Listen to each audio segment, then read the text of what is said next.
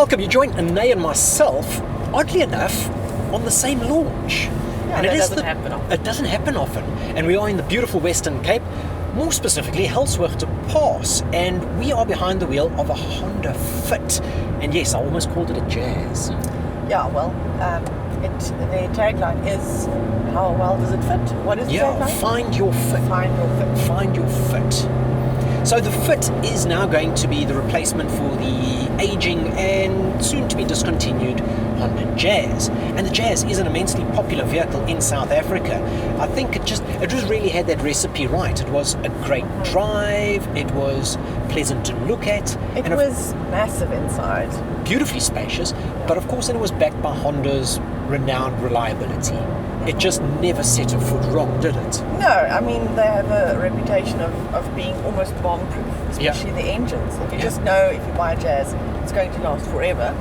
And also it had the magic seat configuration, which is amazing if you've got family or sports equipment or you want to load your bikes. I mean, those seats that just tumbled forward, it allowed for so much extra space that you actually only see in large SUVs. And that, I think, is what made it as agreeable and as attractive. And the Fit and the Jazz as a whole makes it so attractive is the fact that you have that practicality of an SUV in, well, really compact dimensions. It's not an overly large car, it's not difficult to drive, it's not difficult to park, it's not difficult to live with. It fits in your garage. But they've just maximized the interior space absolutely beautifully. 1,205 litres of total space. We were saying it was big earlier. It really is big. That is absolutely cavernous. That's, of course, when you fold down the seat. That's part of the magic seat structure. Tumble forward. Rear ones tumble forward, front one lays down virtually flat, and you can get long stuff in here. And trust me, that windscreen is about a football field away from me. You can get a lot of long stuff in here. Then the rear legroom. So the new model is 88 millimeters longer than the outgoing model. It's 10 millimeters lower, but they haven't compromised any of the headroom. What they have given you is just tons more legroom. Yes. And the legroom at the rear, we're not the tallest people around, but we're not penguins either, so we're not sitting on top of the steering wheel. And the rear legroom is impressive. It really is. It's more impressive than the last time. And we are actually today, I mean, a few years ago there was an actual hybrid Jazz. It was actually my first test car. Really? It was also a long-termer. It was lime green, and that was the only color you could get it in. But it has now made a comeback. It is. I think the last hybrid offering that Honda South Africa had was the CR-V. Highly underrated car. Massively underrated. But that was also discontinued in 2016, so they've been without a hybrid offering for the last 5 years. And that's now where the Honda Fit e-HEV, which is their intelligent hybrid electric vehicle, comes into the fray. And it is the range topper. It is their flagship model in the new Fit range. And I know I am going to make the mistake of calling it a Jazz somewhere along the lines. It's just one of those things. It's a line now. Yes. Where does the name Fit come from? Well, in Japan it has always been the Fit. Outside of Japan they've called it the Jazz, they've called it a couple of other different things, but we're now aligning with the Japanese market. And this is actually rather important because the entire range is now coming from Japan. It is not coming from Honda India like the previous model where only the Jazz Sport was a Japanese offering. Yes. The entire range here, from the comfort to the elegance and is it the executive and the hybrid, all Japanese manufactured, so you just really know that it is buttoned up properly. And you can see it. You can see it in the fit and finish. You can see it in the resolution of the infotainment screen. You can see it in this beautiful layout. Tell me about that screen there, though, because you're loving that screen. Oh, it is. You know what? It gives you all the information that you need. It's clear, it's easy to read. However, you sort of have to delve into a lot of menus to get where you want to go. We did see that it was a little bit complex to try and get the information that you're looking for displaying on there sort of correctly. It takes a little bit of fiddling with. But there is a voice control button, of course. So we'll put that to the test just now to see how well it copes with our South African English accent. South African accents. I'm liking the styling inside here. We could really dive into it ones and zeros, but I think we're just going to give you a high-level impression of what the fit is about and why it is as interesting as what it is. Well, I think it's really beautifully designed. I mean, okay, it is predominantly black, but they've managed to actually make it look quite modern and funky and interesting. I think it's the use of textures. So there's a lot of texture changes around here. So there's fair use of plastics, but the plastics don't feel nasty. They don't feel budget basement. A lot of the material in this hybrid model, which is the same as your top of the range executive model, is leather wrapped. So it's soft touches. There's a bit of raised stitching on the seats. Steering wheel is beautifully trimmed. There's a few dashes of lighter materials. We've got some light colouring in and around the gear selector here. And I'm going to use that term loosely, gear selector. We're not quite sure what it is yet. Because we're not quite sure. We just went through the business presentation, and when they said that the hybrid doesn't have a gearbox, we sat there scratching our heads. Yeah, well, it's got everything that resembles a normal automatic gearbox, but apparently it reduces friction and it frees up space and a whole of other pros, but we don't know exactly how it all works yet. When we get the vehicle on test and we do a full review on it, we'll dive into the mechanics of how the hybrid system actually works, because it is rather inventive. It's a multi-mode driving system, so it has the ability to run on electric power only. It'll run in a hybrid fashion where it uses some petrol and some electric power, and then it has a full petrol mode as well. But when it is in full petrol mode, there isn't a gearbox of such to speak of. And when we always knew the Jazz to have a lovely little CVT gearbox, and this one now doesn't have any of that.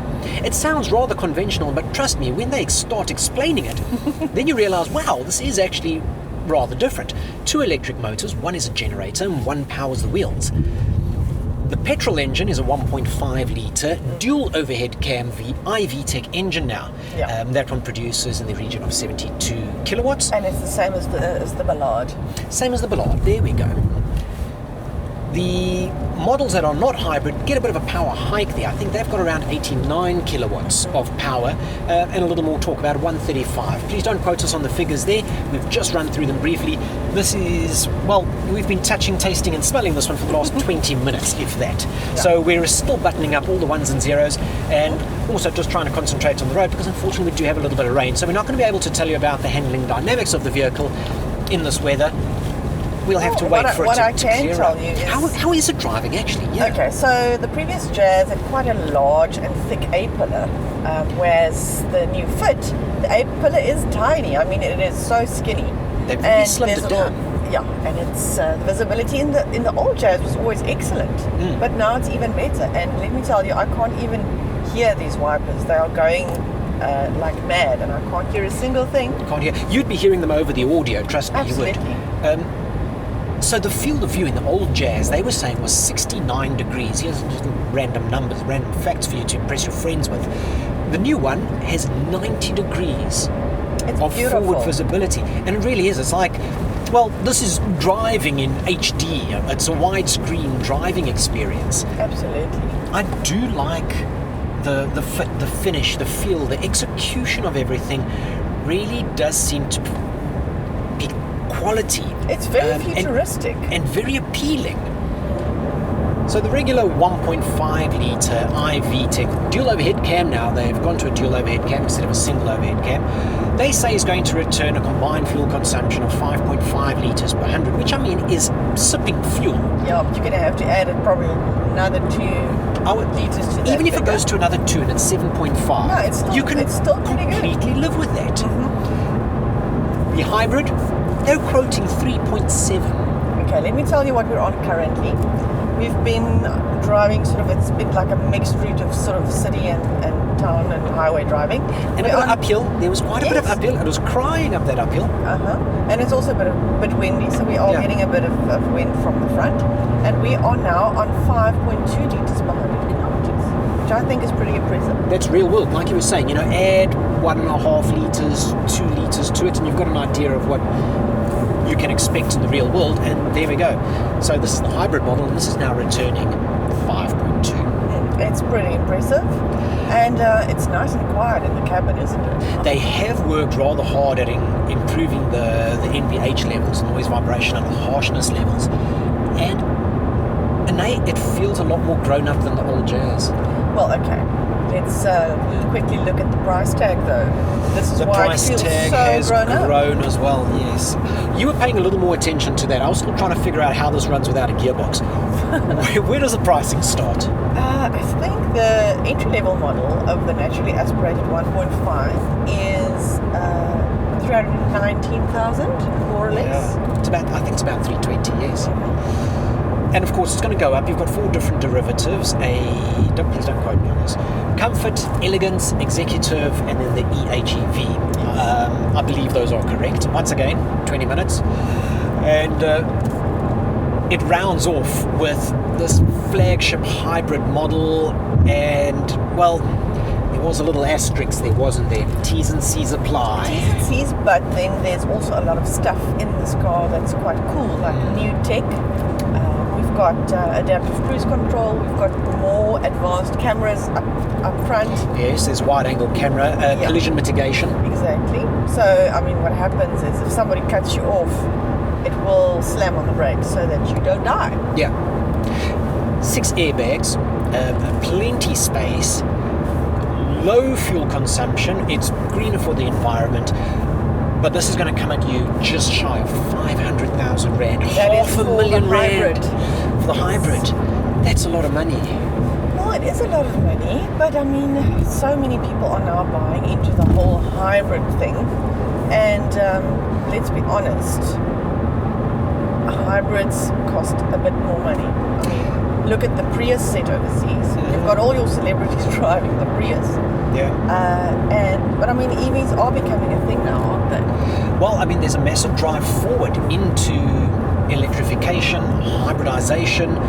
There's still massive advances that are being made in trying to harness hydrogen energy, but we know that it is a way of the future.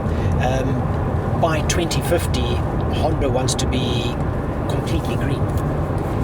That means that there will be no more fossil fuel burning engines. Yep. They're even wanting their production to be zero impact.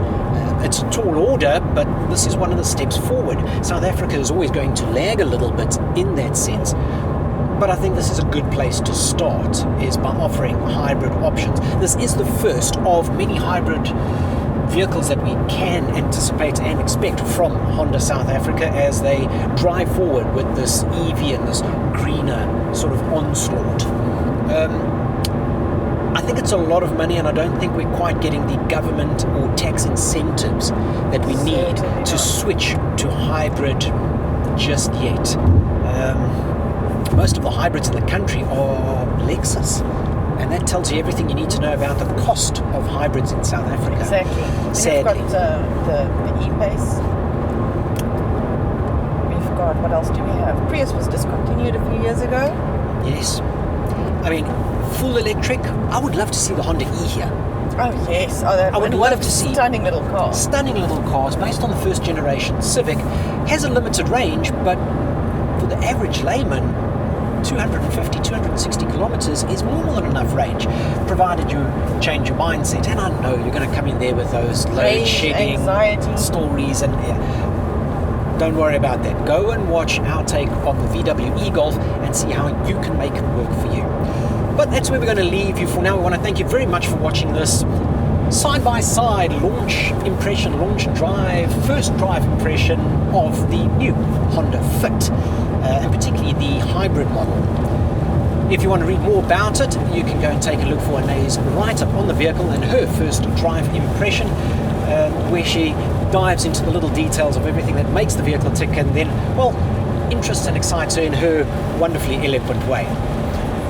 So thank you very much for watching, and we will see you guys next time. Bye-bye.